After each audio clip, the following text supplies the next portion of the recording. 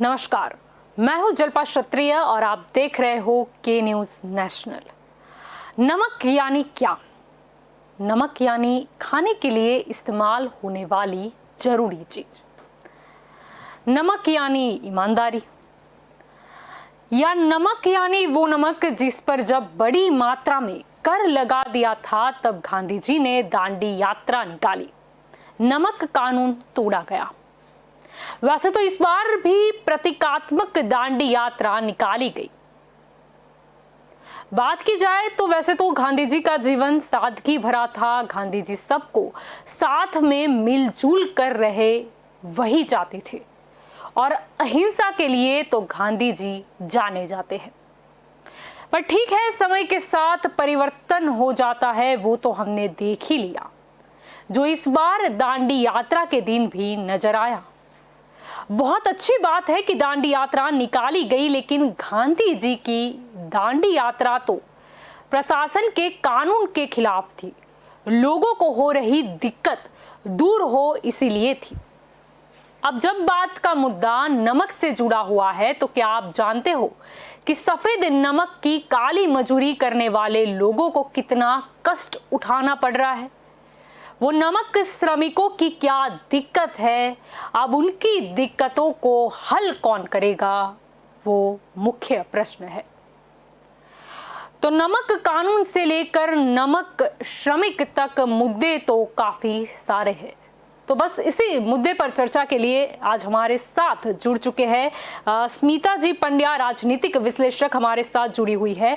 कांग्रेस में से हिरेन जी बैंकर हमारे साथ जुड़े हैं और भाजपा में से नवीन जी पटेल हमारे साथ जुड़ चुके हैं। आप सभी का स्वागत है सबसे पहले के न्यूज पर। स्मिता जी, क्या कहना चाहेंगे? नमक कानून की बात करें तो नमक जो कानून था उसका मतलब भंग किया गया था, उसको तोड़ा गया था ताकि जो लोगों की दिक्कत है वो दूर हो सके। और अभी जो बात करें तो नमक श्रमिकों को जो दिक्कतें होती है उस बारे में अब सोचना किसको पड़ेगा?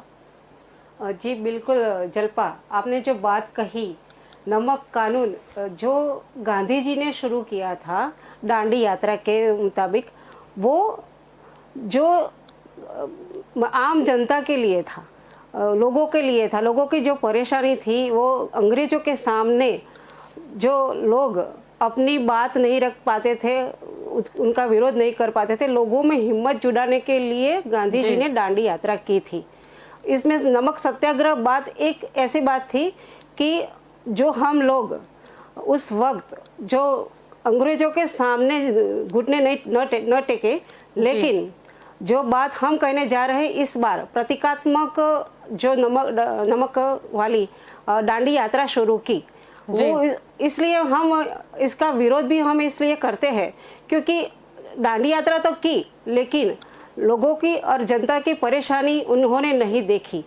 जैसे देखते हैं हम कि अगरिया जो बोलते हैं कि नमक बनाने वाले मजदूर जो होते हैं, उनकी जो प्राथमिक ज़रूरियात होती है, उनके जो प्रश्न होते हैं, उनके सामने ये बात पहुंचाई जा सकती नहीं थी, लेकिन उनके लिए जो करना था वो सरकार ने नहीं किया है। आज तक जो नमक श्रमिक थे उनके लिए हेल्थ की बात कभी नहीं की। उनको वहाँ लगभग 8 महीने तक वहाँ काम करना पड़ता है। 8 महीने तक जब वो काम करते हैं तो उनके हेल्थ के लिए, उनको बच्चों के आरोग्य के लिए और शिक्षण के लिए कोई प्राथमिक सुविधा वहाँ नहीं दी जा सकती। और रहने के लिए तो वो टेंट दिए जाते हैं, वो तो किस प्रकार के होते हैं आप वहाँ जाके देखें तो पता चले कि किस प्रकार के टेंट दिए जाते हैं। उनकी जो सब प्राथमिक सुविधा होती है वो नहीं दी जा सकती। इसलिए अगर या जो मजदूर होते हैं उनके लिए ये बहुत ही कठिन बाबत है। जी, क्या कहना चाहोगे हिरेन जी?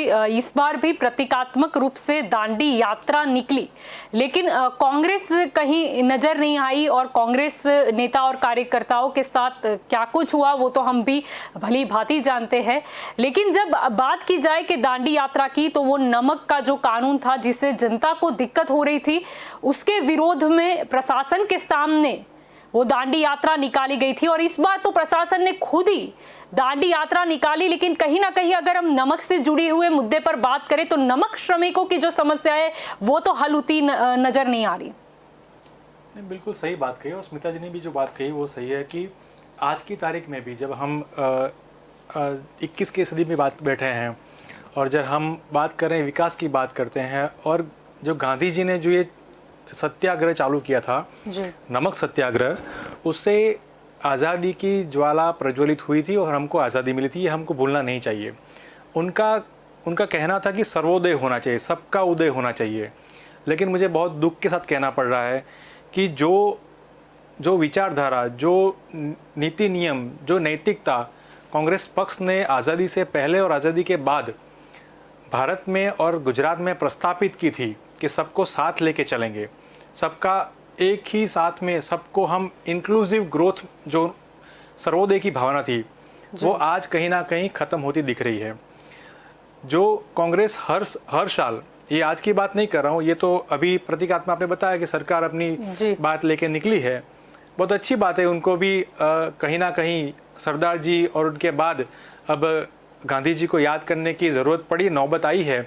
अब तक तो वो सिर्फ चरखे और चश्मे का उपयोग करते थे, लेकिन अब यात्रा का भी उपयोग करें, लेकिन उनके विचार को अपनाए वो अच्छा रहेगा। कांग्रेस हर बार ये दांडी यात्रा को लोगों के बीच में ले जाती है, हर साल आयोजित करती है, लेकिन बहुत दुख के साथ कहना पड़ रहा है कि ये यात्रा को एक राजकीय यात्रा गिन के लोगों की परेशानियों को दूर करने का एक माध्यम न समझ के उसको बैन कर दिया गया, उनको बहुत जोर जुल्म करके उनको रोक दिया गया।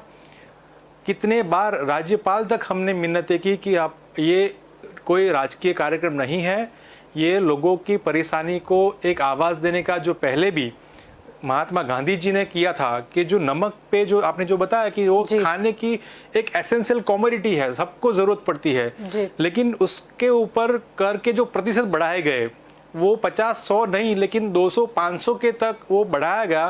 तब जाके उन्होंने ये इस बात का विरोध किया। वही विरोध जो अभी चल रहा है उसको लेकर कांग्रेस पक्ष ने भी बात रखी थी, लेकिन अभी जो शासक पक्ष है वो, मुझे ये कहने से अभी बहुत ये लगता है कि ये जो अभी अंग्रेजों ने जो किया था उसको भी ये अच्छा कहे, उस तरह से कामगिरी भारतीय जनता पार्टी ने की है। रही बात अगरिया की बात करो तो ये आज का नहीं है। अगरिया गुजरात में, देश में 600 सालों से यहाँ पर काम कर रहे हैं, वो आज के यहाँ पर काम कर रहे, ऐसा नहीं है। जो सुविधाएं अंग्रेजों के ज़माने में थी वो सुविधा आज के दिन में भी यहाँ पर उनको उपलब्ध नहीं है। मुझे बहुत दुख के साथ कहना पड़ रहा है कि अंग्रेजों ने वहाँ पर एजुकेशन के लिए भी प्रावधान किया था, रहने का भी, खाने पीने का भी उन लोग के लिए प्रावधान किया था, उन्होंने उन पे कर बढ़ाए थे।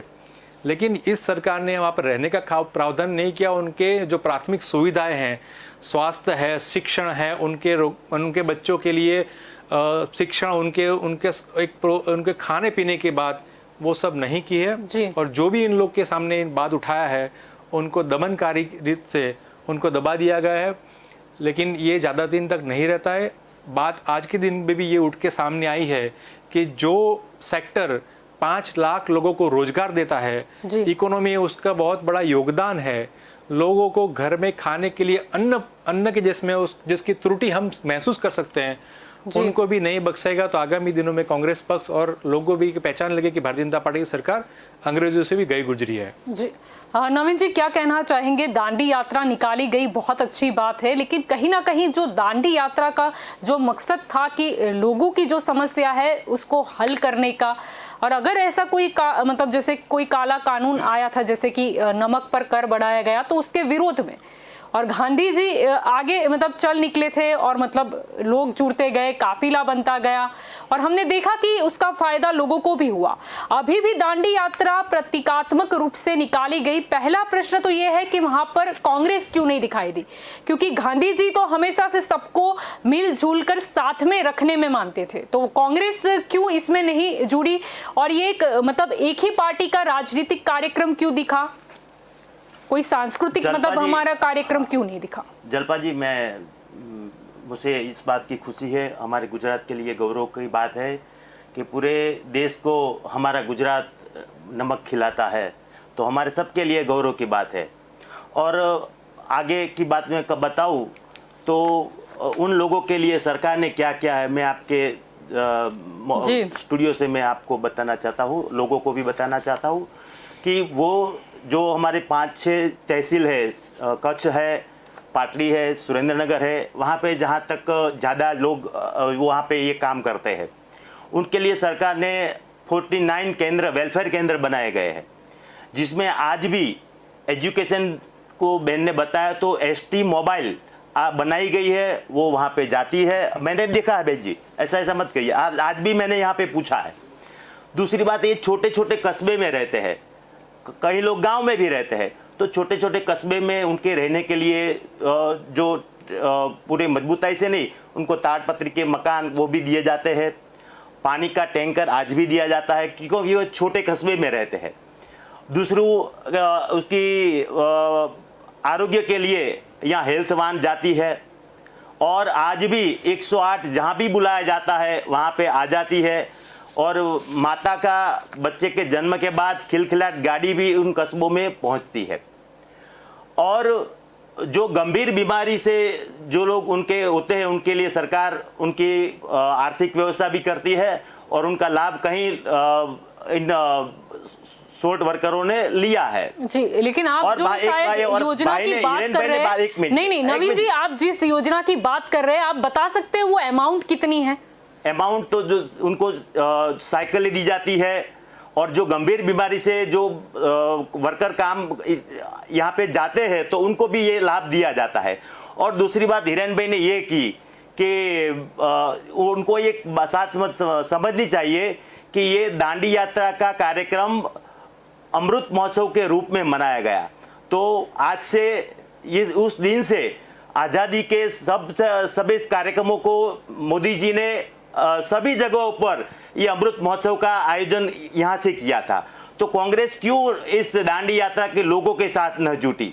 हर साल वो निकालती है, ठीक है, और गांधी जी की विचारों की बात करी तो वो फोटो में और उनमें ही रह गई। और मोदी जी ने भाजपा की तरफ से इनवाइट किया गया था, मोदी जी ने गांधी जी के विचारों को जन जन तक पहुंचाया है। आप देखिए, हर साल वो खादी खरीदते हैं और लोगों को कहते हैं कि खादी क्या है, तो गांव-गांव में जो हमारे वनकर लोग रहते हैं, बुनकर लोग रहते हैं, उनको रोजी रोटी मिले। एक शौचालय और स्वच्छता की बात नरेंद्र मोदी जी ने पूरे देश में चलाई, कांग्रेस क्यों नहीं जुटी इसमें? तीसरी बात, स्वच्छता की बाबत हो, शौचालय की बात हो, जो गांधी जी का ग्राम रोजगार की बात हो, सभी बात आम प्रजा में, जन जन में ले जाने की जो कार्यक्रम के सरकार के माध्यम से वो मोदी जी ने किया है। और जो वंदे मातरम के 100 साल का कार्यक्रम था, वो कांग्रेस के शासन में वंदे मातरम गीत का 100 साल हुआ था। तो हमने विपक्ष में थे, हमारी सरकार इसमें नहीं थी, वो कांग्रेस ने कार्यक्रम दिया था, लेकिन वो देश के लिए काम था, देश के लिए अच्छी बात थी। तो पूरे धारासभ्यों ने वंदे मातरम का गान किया, और मैंने तो कहीं भी नहीं देखा राहुल जी के, सोनिया जी वो वंदे मातरम के 100 साल के गान में कहीं उपस्थित रहे हो।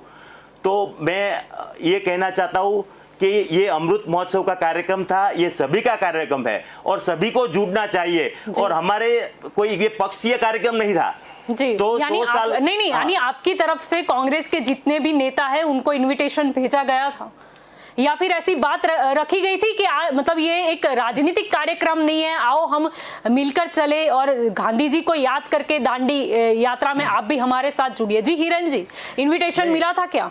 नहीं, मैं स्पष्ट पर से बताना कि इसमें कोई इनविटेशन भारतीय जनता पार्टी की तरफ से कांग्रेस पक्ष को नहीं दिया गया था। दूसरी बात कि अगर आप कर रहे हो कार्यक्रम, बहुत अच्छी बात है, मैंने पहले भी बताया था कि कांग्रेस के जो लीडर्स थे, नेतृत्व था कांग्रेस का, वो चाहे नेहरू जी हो, चाहे महात्मा गांधी जी हो, चाहे सरदार पटेल जी हो, वो उन पे कांग्रेस पक्ष को गर्व है, उनकी विचारधारा पे कांग्रेस पार्टी चलती है। अगर वो कार्यक्रम करते हैं उनका तो हमको बहुत आनंद होगा, लेकिन अगर आप कार्यक्रम कर रहे हो, कांग्रेस पक्ष भी अगर उनका कार्यक्रम करना चाहती है तो उनको परमिशन नहीं देना ये कहाँ तक उचित है? ये अगर भारतीय जनता पार्टी उनके मैसेज को, उनके विचारधारा को अगर फैलाना चाहती थी तो ज़्यादातर ज़्यादा कार्यक्रम हो, कोई भी करे, एनजीओ करे, कोई पक्ष करे या कोई भी करे, तो उनको परमिशन देना चाहिए। ये कोई अलग से कोई कार्यक्रम नहीं था और ये पहली बार किया, ऐसा भी नहीं था। मेरा कहना का भावार्थ ये है कि अगर हम महात्मा गांधी जी के विचारों को लोगों के बीच में पहुंचाना है, उनके रास्ते पे चलना है, तो सर्वोदय की जो बात उन्होंने रखी थी उसको हमको अपनाना पड़ेगा। मैं फिर से दोहराना चाहता हूं कि ये अगरिया का जो प्रश्न है आज हम जिसके लिए बैठे हैं वो आज का नहीं, वो 600 सालों से यहाँ पर है।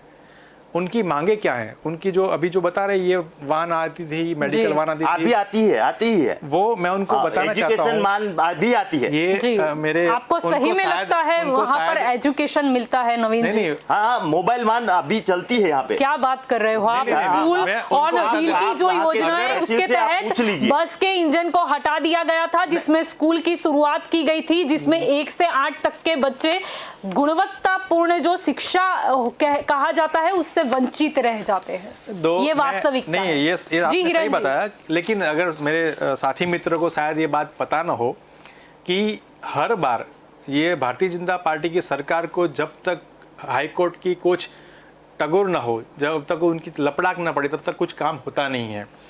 2005 में एक PIL दाखिल हुई थी जिसमें कहा गया था कि जो अगरिया लोग हैं उनकी समस्याओं को, उनकी प्राथमिक ज़रूरियात को सरकार सुने। उनकी प्राथमिक ज़रूरत में क्या था कि प्राथमिक शिक्षण था, आरोग्य था, उनकी जो बच्चों की सुविधा की बात थी, उनकी ट्रांसपोर्टेशन की बात थी, ये मुख्य प्रश्न थे। उस PIL को फाइल किया गया सुप्रीम कोर्ट ने, हाई कोर्ट में। हाई कोर्ट का जजमेंट आया 2006 में। उसमें कहा गया कि डिपार्टमेंट ऑफ एजुकेशन को डायरेक्ट किया जाता है कि आपको वहां पर मोबाइल वाहन के द्वारा भी उनके हक, जो उनका शिक्षा का जो अधिकार है वो आपको देना पड़ेगा, ये आपकी जिम्मेवारी है। तब जाके ये वाहन वहां पर चालू हुई। उसके पहले जो सेवा की संस्थाओं से जुड़ी हुई है, वैसी सेवा नाम की संस्था जो NGO आपको बहुत प्रख्यात है, सही बात, उनके और बंसाली ट्रस्ट ने मिलके 21 जेतली मोबाइल वाहन वहां पर ऑलरेडी चालू थी, जो आज की तारीख में भी वहां चालू है।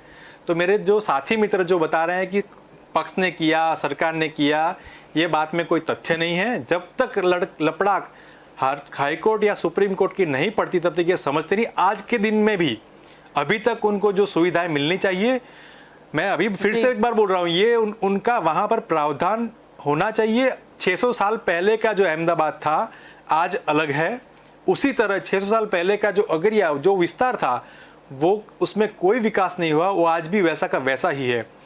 उनके जो बुनियादी जो मांग है, जैसे अभी सरकार ने, केंद्र सरकार ने एक नियम लागू किया जो वन अधिकार नियम, ठीक है, उसमें जो शेड्यूल ट्राइब के जो पर्सन हैं, जो बरसों से जंगल में रह रहे हैं, उनको उनकी मालिकाना हक दिए गए कि वहां पर रह रहे हैं, आपकी 3-4 पीढ़ियों से आप वहां पर रह रहे हैं, इसलिए सबसे पहला जो हक रहेगा जंगलों पे वो शेड्यूल ट्राइब के लोगों का, आदिवासियों का रहेगा।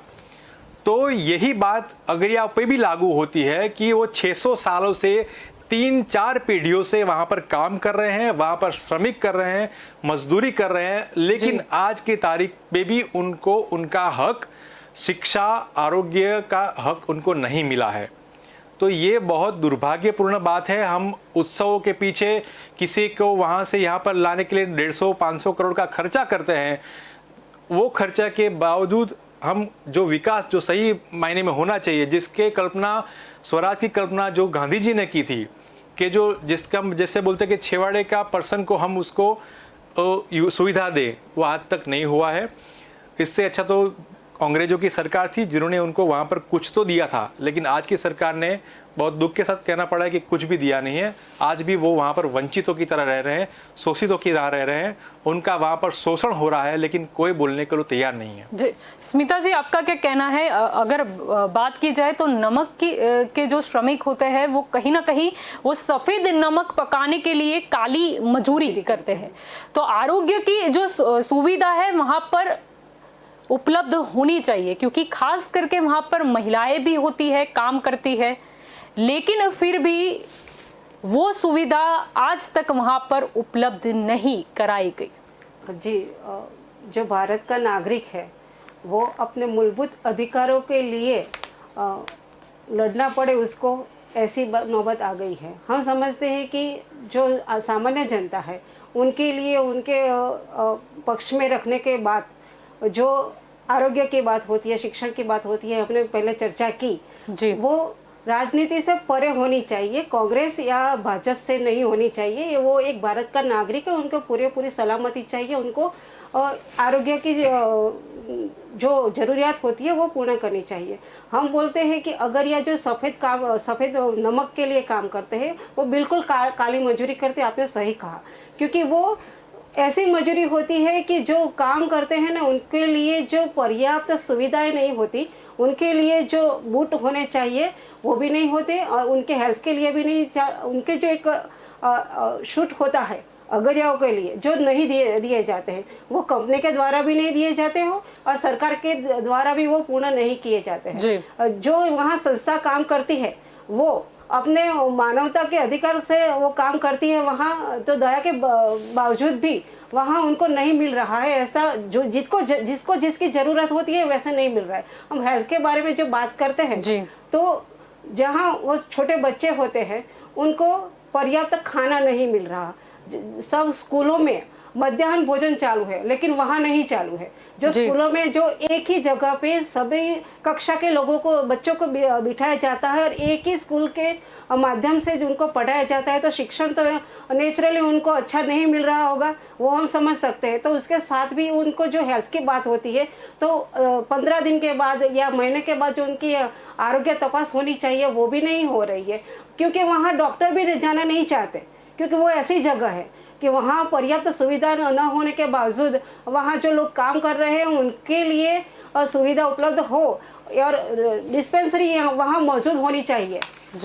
हर रोज उसको जो भी दिक्कत होती है तो उसके लिए डिस्पेंसरी हो और उनके दवाई पर्याप्त मिल सके, ऐसा होना चाहिए।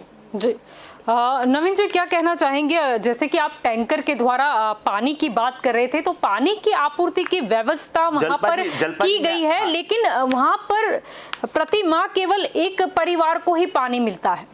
ऐसी रिपोर्ट सामने आई। बात बता दूं कि वो गांव से दूर छोटे छोटे कस्बों में छोटे कुटुंब में रहते हैं। वहां पे पूरा इलाका नहीं होता कि 1000 1200 1500 इतना लोग नहीं, छोटे छोटे कस्बे में रहते हैं। कितने होते हैं? इसलिए नहीं तो आपको भी पता नहीं होगा कि मेरे पास पता है, मेरे पास संख्या है। मैं ये कहता हूँ कि वो छोटे छोटे कस्बों में रहते हैं, इसलिए यहाँ खड़े करना कि या स्कूल खुलना ये संभव नहीं है। इसलिए जो टेम्पररी व्यवस्था जो हेल्थ के जो मोबाइल वाहन है हेल्थ की वो वहाँ पे जाती है। बहन जी ने कहा कि एजुकेशन तो एसटी की बसों में मोबाइल एजुकेशन वाहन शुरू की है तो वहां जाती है। तो ये और वेस्मो के द्वारा जो पानी के आयोजन किया जाता है। नहीं, लेकिन नहीं। आपको लगता है कि जी हिरन जी शायद आप बेहतर समझा सके। इसमें नवीन जी को शायद कुछ इंफॉर्मेशन कम है। मैं उनको बता देना चाहता हूं कि 180 गांव में से 20,000 से ज़्यादा परिवार वहां पर हर रोज़ अपने उसकी जीवन निर्वाह करने के लिए 7 से 8 किलोमीटर पैदल चल के वहां पर जाते हैं और एक जगह पे और उनको बाइसिकल भी की सरकार ने योजना की है, वो भी उनको सुविधा मिलती है। 20,000 परिवार है। आपने कितनी साइकिलें दी? वो आंकड़ा तो मैं वही बता रहा हूँ कि वो साइकिलें दी जाती है, अभी भी वो भी योजना भी है और साइकिलें भी दी जाती है। नहीं है, चलो ठीक है, ये एक बात है। दूसरी बात, ऐसा भी नहीं है कि हमारे पास कुछ सिस्टम नहीं है, हमारे पास कुछ ऐसा व्यवस्था नहीं है। हमारे पास, बहुत जान के आश्चर्य होगा, हमारे पास सॉल्ट कमिश्नर है, नमक का पूरा अलग कमिश्नर है। हमारे पास रूरल लेबर कमिश्नर है, डिपार्टमेंट है पूरा। उसके बावजूद भी, इतने सालों के बाद भी वहाँ पर हमारे पास कोई व्यवस्थापन के लिए कोई व्यवस्था नहीं की गई है। जान के बहुत आश्चर्य होगा कि हम जो नमक उत्पादित करते हैं उसकी कॉस्टिंग होती है 14 पैसा। ये बहुत इंटरेस्टिंग फैक्ट्स है। 14 पैसा में हम उसको उत्पादित करते हैं। उसके बाद स्टेप बाय स्टेप 15 लोगों को हम उसमें इंक्लूड करते हैं। मार्केट में वो 14 रुपये में बिकता है। इस पूरे प्रक्रिया में उत्पादन की कामगिरी भी अगरिया करेगा, उसमें आयोडीन केमिकल मिश्रित करने के काम भी अगरिया करेगा, उसको ट्रांसपोर्टेशन करने के लिए भी अगरिया काम करेगा। मतलब कि वहाँ से ले जाके गांव में भेजने तक का पूरा काम अगरिया कर सकता है। अगर वो कंपनी ट्रांसपोर्टेशन के लिए व्यवस्था कर सकती है तो अगरिया लोगों के लिए एजुकेशन ट्रांसपोर्टेशन के लिए सरकार बस या अलग कोई व्यवस्था क्यों नहीं कर सकती? अगर हम, इन्होंने बहुत गर्व के साथ कहा, जी। मुझे भी गर्व है उस बात को कि पूरे भारत को 70% से ज्यादा नमक का सप्लाई गुजरात करता है जी। और वो भी कच्छ जिला करता है। ये लेकिन मुझसे गर्व है फिर मुझे भी इस बात हिरेन का। जी देखा गया कि और जो वो नमक ट्रांसपोर्टेशन आयुक्त होता है। का कार्यालय था वो गुजरात की बजाय राजस्थान में स्थानांतरित कर दिया गया था। नहीं, मैं वही नहीं, बता वहाँ रहा पे हूँ। ही था, नहीं, यहाँ मैं पे वही नहीं बता रहा था, हूँ। वहाँ पे ही था। नहीं, ये सब मैं आपकी बात स्वीकार करता हूँ जो भी कहो, लेकिन इतना बड़ी मात्रा में नमक को ट्रांसपोर्ट करने की व्यवस्था हमारे पास है, लेकिन उसके लिए जो काली मजूरी कर रहा है उसके व्यवस्थापन के लिए हम कुछ नहीं कर रहे हैं। पूरा का पूरा शोषण हो रहा है वहां पर। लेबर कमिश्नर मुंह पे उंगली रख के बैठे हुए हैं, सॉल्ट कमिश्नर उसके लिए कोई योजना नहीं कर रहे हैं। यहां तक कि 2004-5 के एक रिपोर्ट था, जी। Report central salt and marine chemical research institute के द्वारा दिया गया था। उसमें लिखा गया था कि नमक आवास योजना बहुत इंटरेस्टिंग बात है, वो हम वहां पर प्रस्तावित करेंगे। जैसे हम इंदिरा आवास योजना है, राजीव आवास योजना है, प्रधानमंत्री आवास योजना है, वैसे ही उनके लिए आवास योजना बनाएंगे। लेकिन आज तक वहां पर उनको रोजगार नहीं मिला, उनको छत भी नहीं मिली। खाने पीने की बात तो दूर की रही, जो मोबाइल वाहन दी जाती है वो उन्होंने बताया, स्मिता जी ने, कि वो सामाजिक कर्तव्य समझ के, मानवीय धर्म समझ के एनजीओ के द्वारा, गणतर जैसी जो अच्छी संस्थाएं है, गणतर है, अगर या हितकारक समिति है, सेवा है, अगर या हितकारक समिति जैसी समितियां हैं, उनके कारण आज जो हक उनके जो छीनने से बचे हुए हैं जितने भी, वो इन समितियों के द्वारा बचे हुए हैं। मैं उन समितियों को सलाम करता हूं और हर गुजराती की तरफ से उनको एक सलाम देता हूं कि उनके कारण आज जो लोग यहाँ पर काम कर रहे हैं, जो 3 पीढ़ियों से वहां पर काम करे, इनके कारण हुआ है। सरकार का इनमें कोई योगदान नहीं है। जी, नवीन जी क्या कहना चाहेंगे? समस्या तो काफी सारी है। नहीं, कांग्रेस का सवाल नहीं है, समस्या तो काफी सारी है, लेकिन सॉल्यूशन क्या और कब और कैसे? देखो बहन जी, हाईकोर्ट के माननीय न्यायाधीश के अगुवाई में एक पंच बिठाया गया था। उन्होंने भी जो सूचनाएं दी है सरकार को, तो वो भी, सरकार भी इसमें काम कर रही है। 2005 में बिठाया था। हाँ, इसमें काम होता है। आज 20 चल रहा है। देखियो, कांग्रेस आज 15 साल में बैठ के ये बात करती है कि वो बिठाया था, मैं मानता हूं बिठाया था। नहीं, बहुत आनंद की बात है 15 साल के बाद भी अगर कुछ यहाँ नहीं। के छोटे कस्बे में पानी पहुंचना चाहिए। 50 साल तक उन्होंने शासन किया, गांव में पानी नहीं पहुंचा। छोटे कस्बे की तो बात रहने दो। 84 में इंदिरा जी ने कहा था कि हर सबको पानी मिलेगा।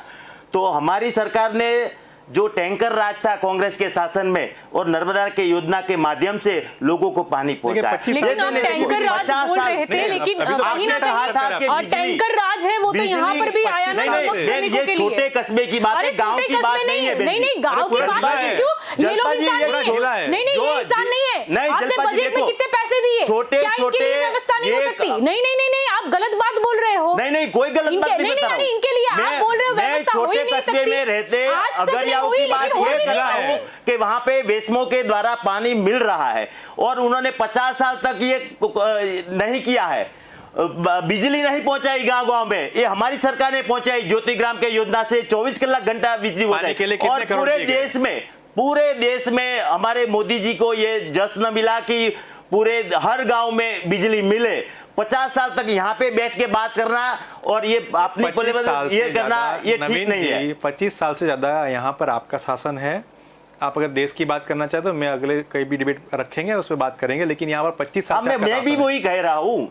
ये कच्छ एक पूरा जिला है, हम कस्बे की बात नहीं कर रहे हैं, पूरा जिला है। और जिला अभी नहीं बना है। वो मैं पूरे जिले की बात नहीं करता हूँ। मैं जो अभी अगरियाओं की बात चल रही है, मीठे के नमक के काम में जो करता है वर्कर, उनकी बात कर रहा हूं। पानी के लिए कितने करोड़ का प्रावधान किया? कितने करोड़ का प्रावधान है कि हर लोगों को पानी पहुंचाया, हर गांव में पानी पहुंचाया किया? नहीं, करोड़ों की बात मैं आपको बताता हूं, मैं सिर्फ और सिर्फ 5.3 करोड़ का रुपया आपने सिर्फ उनको पीने के पानी के लिए प्रावधान किया है। इतनी छोटी सी रकम आपने उन लोग के लिए दी है जो पूरे भारत को नमक देते हैं। ये आपका दिल है जो आप इतने छोटे से आपको उसको देते हैं। उनको खाने पीने की बात तो दूर रही, जैसे स्मिता जी ने बताया कि मध्याह्न भोजन सबको मिलता है। यहाँ पर जी। गुजरात में कांग्रेस पक्ष ने ये बहुत अच्छी स्कीम लाई थी, सबको भोजन, सब जो स्वास्थ्य में उनको अच्छा रहे, पोषित खाना मिले, उसके लिए हम उसको मध्याह्न भोजन, उससे शिक्षा का भी अच्छा, लोग जो गांव के लोग हैं, जो जिसके पास खाना के पैसा नहीं है, वो भी आके वहाँ पर शिक्षा के द्वारा भी उनको खाना खा सके, इस तरह का प्रावधान किया था। लेकिन बहुत ये वहाँ भी उनको लागू करने से चूक गई है भारतीय जनता पार्टी सरकार। मैं आज की बात नहीं कर रहा हूँ, ये 25 साल से आपका बात कर रहा हूँ मैं। अगर कांग्रेस ने 25 साल के पहले नहीं किया तो आप कर दो। 25 साल आपके पास सरकार है, आपने 25 साल आज तक नहीं किया। कर रही है हमारी सरकार, कर रही नहीं, है। पर मेरा आप कहने ऐसा का बोल रहे हो कि छोटे छोटे कस्बे यहाँ पर कैसे मतलब हो सकता अरे है? 20,000 परिवार सोचो का तो सवाल क्या है। कुछ नहीं हो 20,000 परिवार भी छोटे छोटे कस्बे में रहते हैं। हाँ, लेकिन कोई तो सुविधा देनी चाहिए ना, जैसे पीने के पानी के भी कई बार मतलब देखते हैं हम फाफे पड़ जाते हैं। ठीक है, हम इस चर्चा को आगे बढ़ाएंगे, लेकिन वक्त हो चला है एक विराम का। विराम के बाद हम लौटेंगे।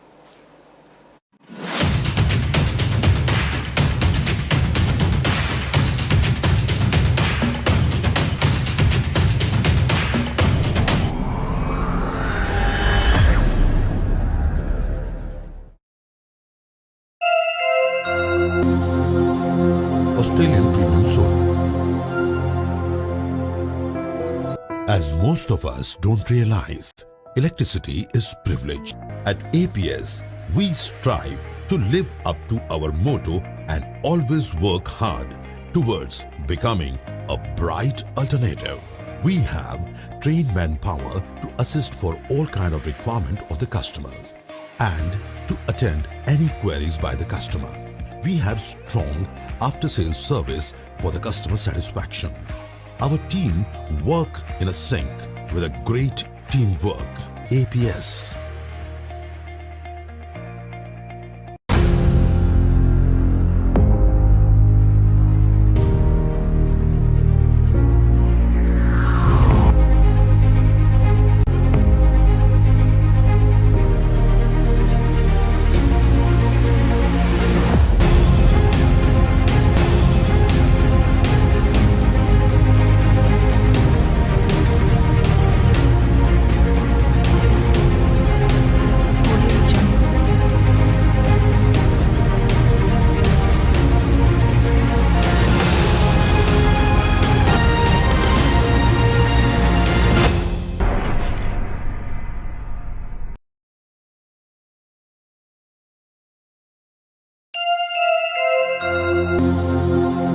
Australian Premium Soap. As most of us don't realize, electricity is privilege. At APS, we strive to live up to our motto and always work hard towards becoming a bright alternative. We have trained manpower to assist for all kind of requirement of the customers and to attend any queries by the customer. We have strong after-sales service for the customer satisfaction. Our team work in a sync with a great teamwork. APS.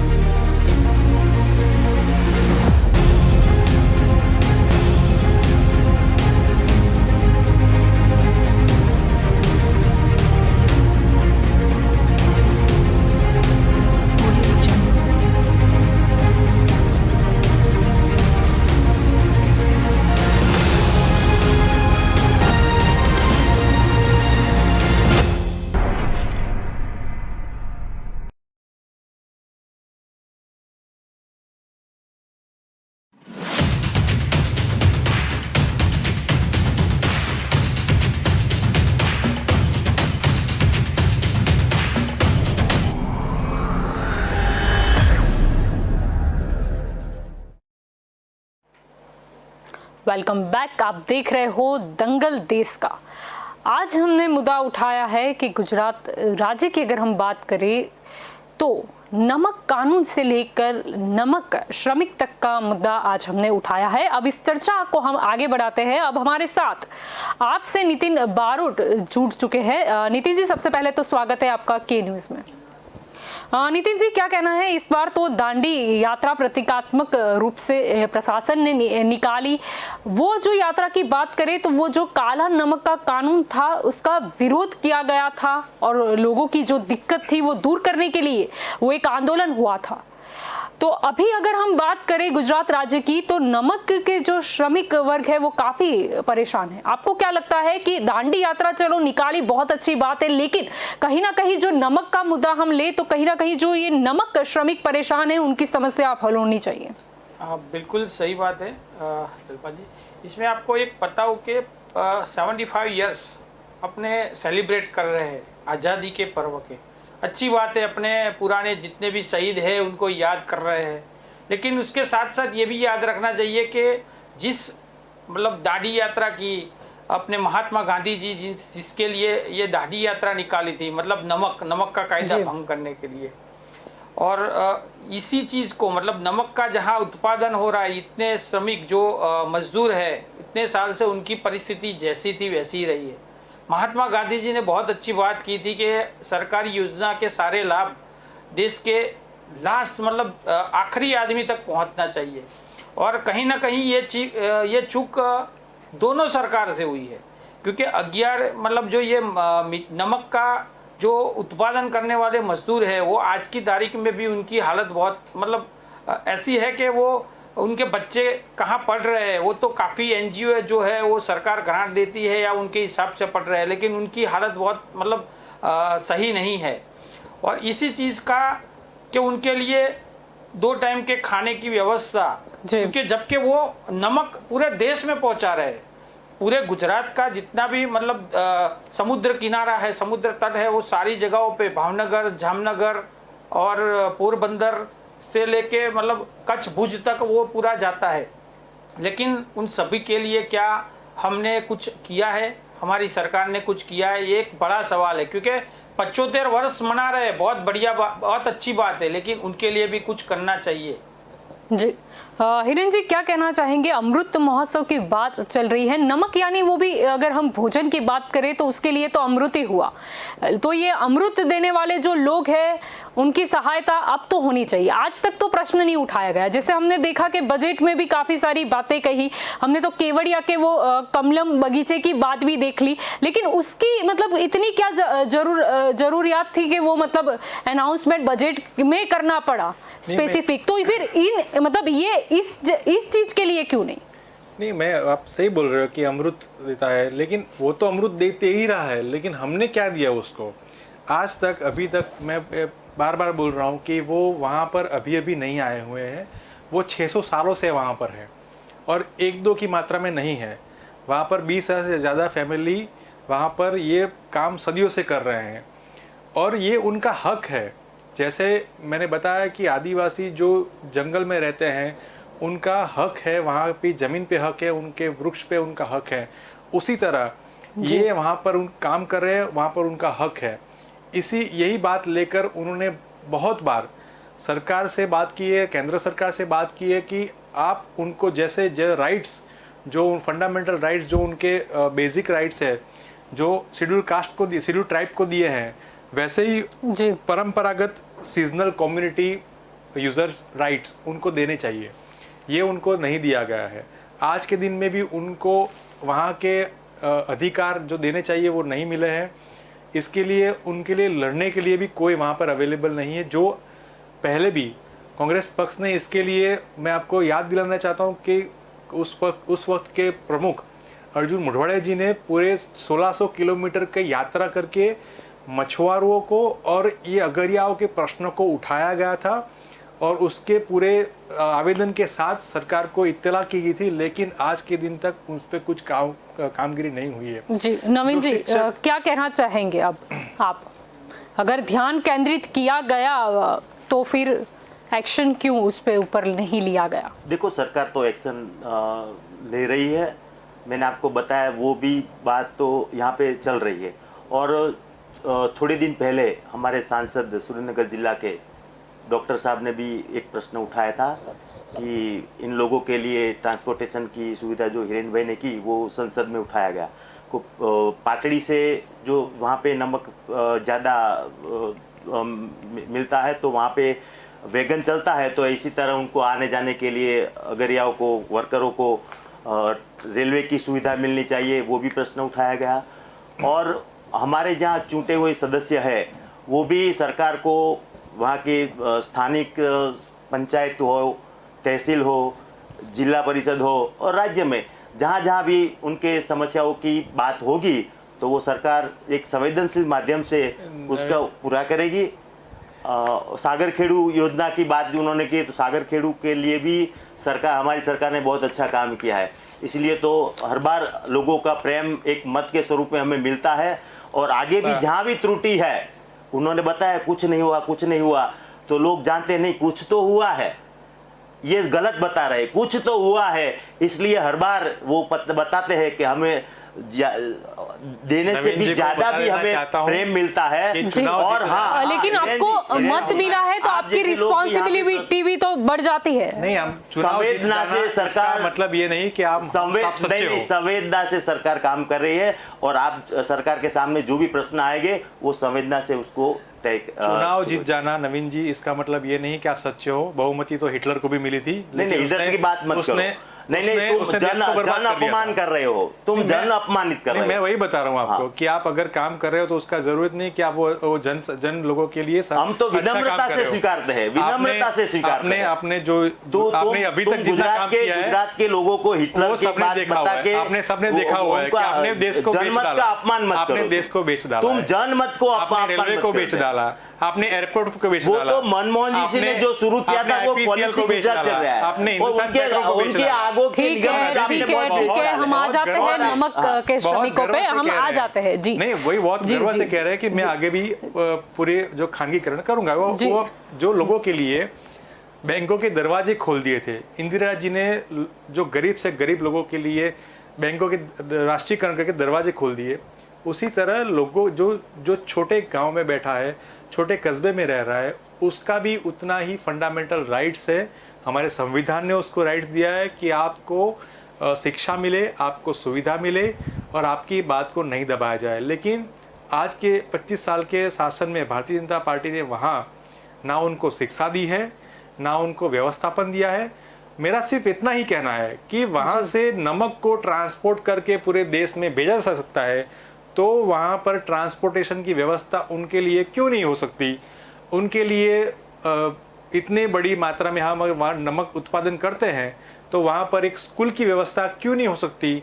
वहाँ पर colony की व्यवस्था क्यों नहीं हो सकती?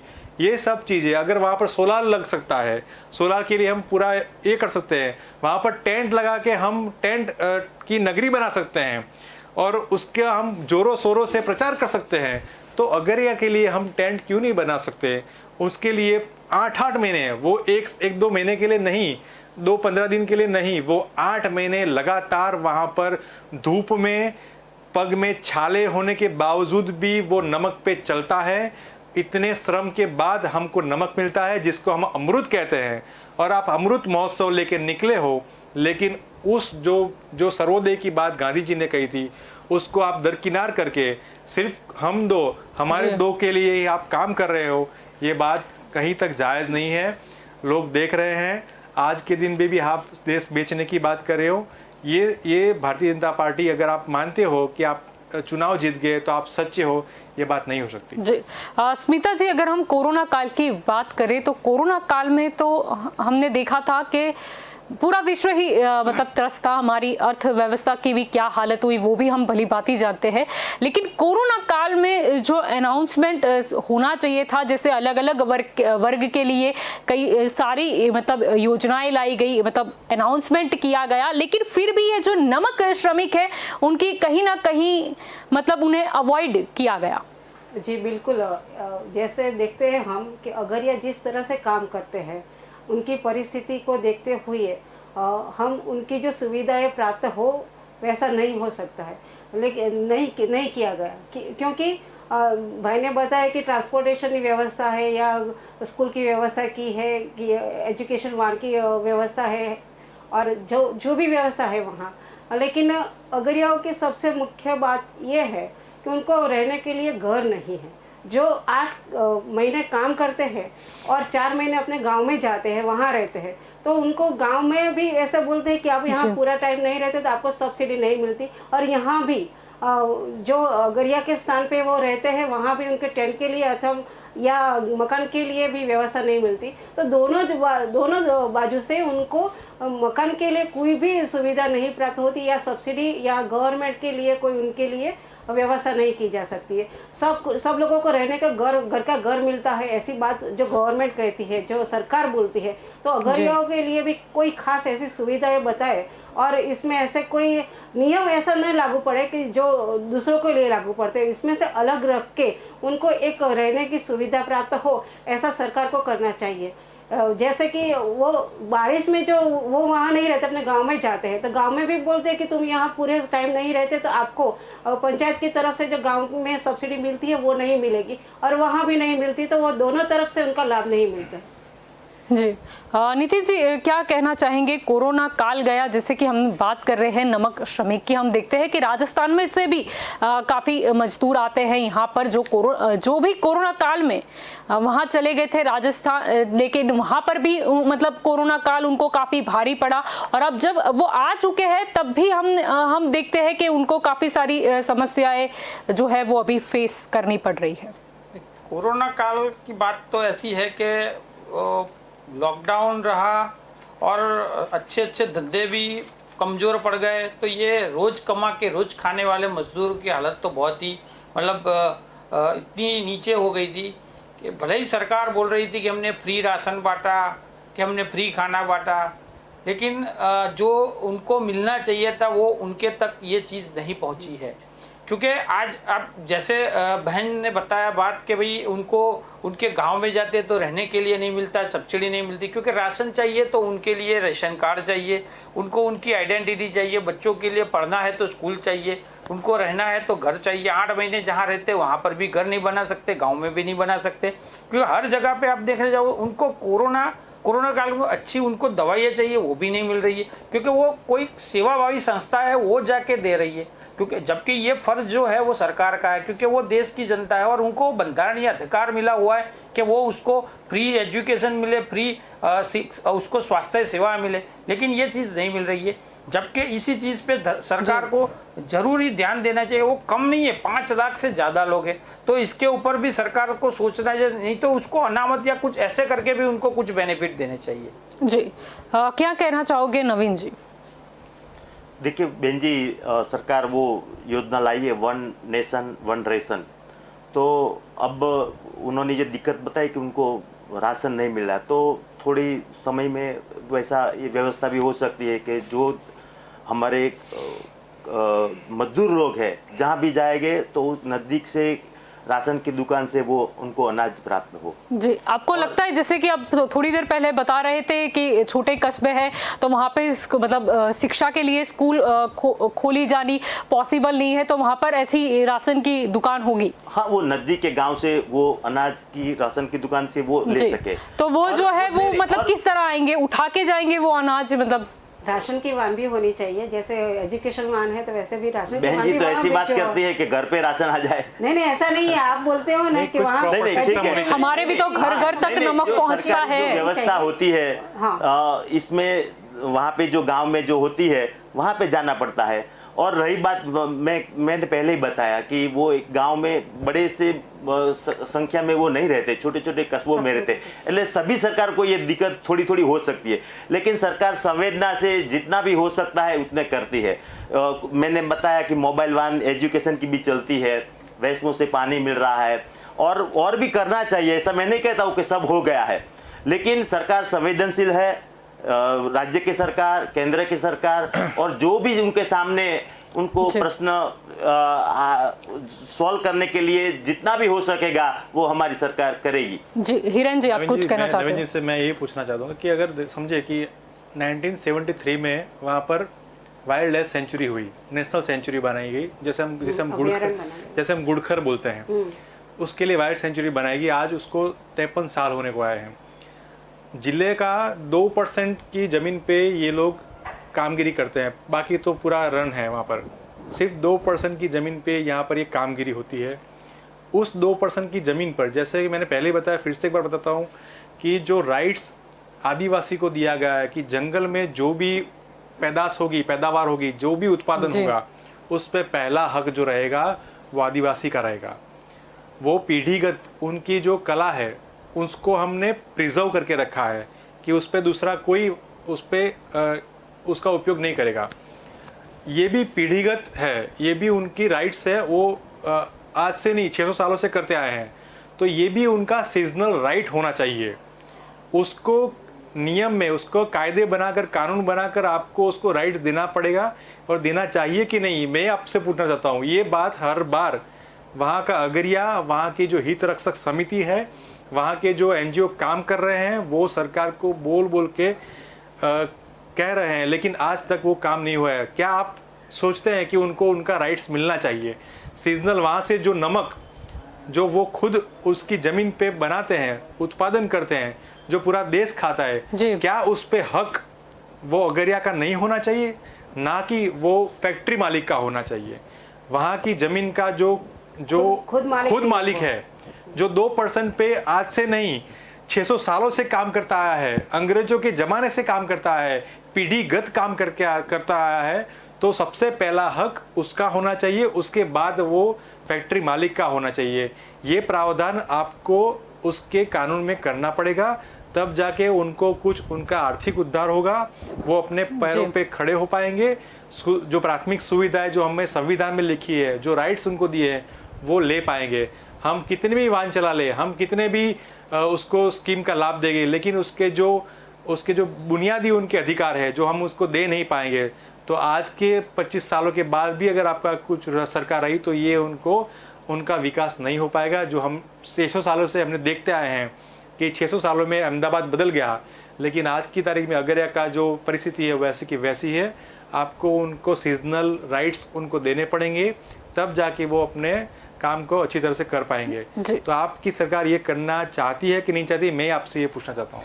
आदिवासी की बात अलग है और ये बात अलग है, दोनों आनुवंशिक है। नवीन जी, आनुवंशिक है। मेरी जमीन वो 10 साल से कोई खेती करेगा, 10 साल की बात नहीं, 600 साल की बात है। नहीं, कोई और 600 साल से यहाँ पे कम्युनिटी है नवीन जी, ये आदिवासी की और ये अलग बात है। लेकिन मैं ये बात आपसे सहमत हूँ हिरेन भाई, मैं आपकी बात से ये सहमत हूँ कि उनके लिए उनका जीवन अच्छा चले, उनका आरोग्य की अच्छी सेवा मिले, उनका जीवन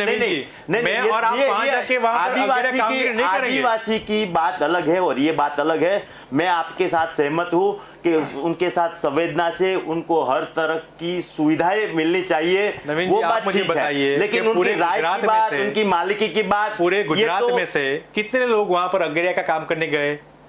एक बंदा वहां पर काम करने के लिए नहीं गया, क्योंकि वो उनका काम नहीं है। वो आनुवंशिक जो कला है वो उनकी खुद की है। जैसे आदिवासी का जो उनकी कला रहती है उनकी खुद की है, वैसे अगरिया खुद एक कम्युनिटी है।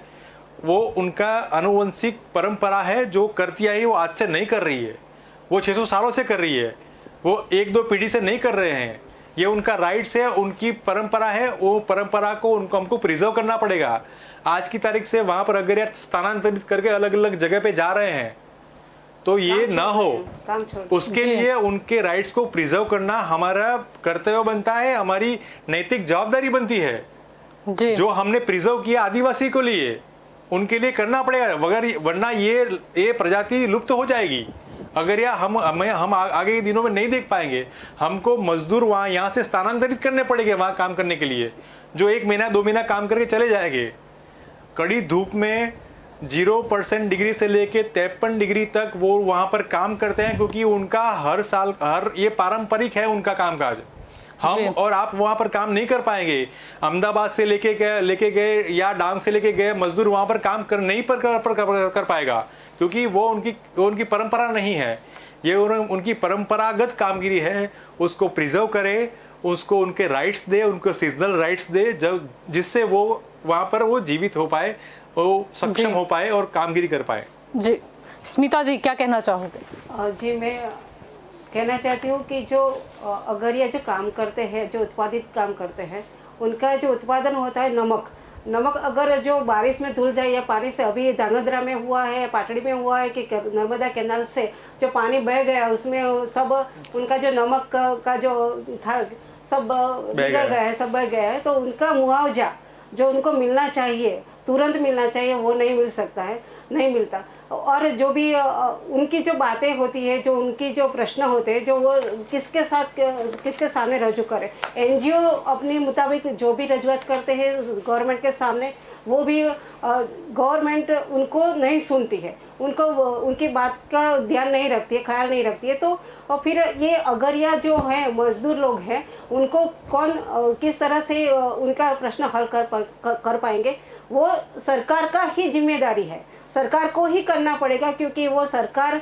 जो है अपनी तरफ से उनको जो बातें रखते हैं उनको सोचना चाहिए, उनकी सुविधाएं देनी चाहिए। और मैं जब बोलना चाहती हूँ कि भावनगर में जो अगरिया लोग हैं उनकी 20,000 एकड़ जमीन जो है, जो खेती भी करते हैं और अगरिया जो नमक उत्पादित करते हैं, उन लोगों की जमीन 2 खानगी कंपनियों को भी देने जा रही है।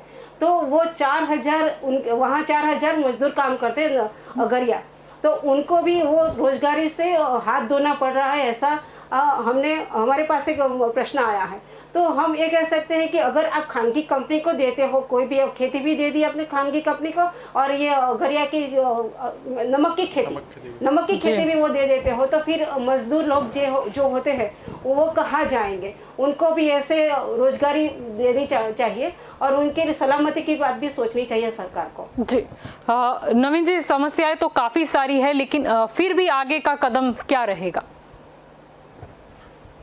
बहन जी, आगे का कदम तो प्रश्न भी हिरेन जी ने बताया उनका कि भाई अगरिया को उनका राइट्स तो नहीं मिल सकता, लेकिन मैं ये जरूर चाहता हूँ कि उनका जो जीवन अपनी तरह अपनों को जो जैसी सुविधाएं मिलती है वो जल्द से जल्द उनके वो जी, यानी कि उनकी जीवन शैली में कुछ बदलाव आना चाहिए। वो सही बात है आपकी। जी नितिन जी, आप क्या कहना चाहोगे इस मसले पर?